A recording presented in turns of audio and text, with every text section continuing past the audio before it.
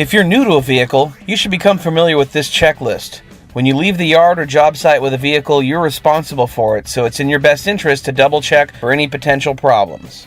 Number 1. Check the hitch.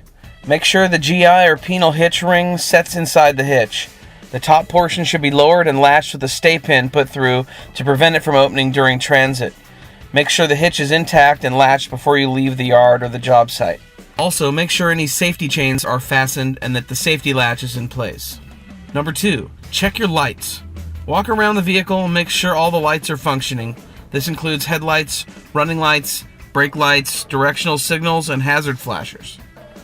Number 3. Check all fluid levels such as oil, water, coolants, any kind of liquid that you might need to top up.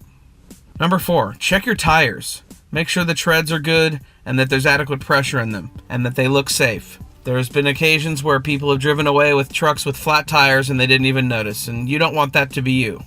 Number 5. Check all engines and motors, whether on vehicles or on auxiliary equipment. Before you leave the yard, make sure all the motors start and function properly and that all batteries are charged. When you get to the job site, you will need everything to work. Number 6. Check your load. Make sure everything is secure and nothing can fall off, such as rocks, tools, material, anything that could cause damage to traffic, other vehicles, or pedestrians. It is a ticketable offense for anything to fall from your truck while you're driving. In addition to that checklist, you need to be aware of the following as well. Number 1, we use diesel fuel and standard gasoline fuels. Vehicles may have a compressor associated with them, so make sure you know what device takes which kind of fuel. Labels are attached near the filler spout that indicate fuel type. Number 2, if the vehicle is newly assigned or you are just using it for the day, make sure that you have the correct driver's license class to legally operate it.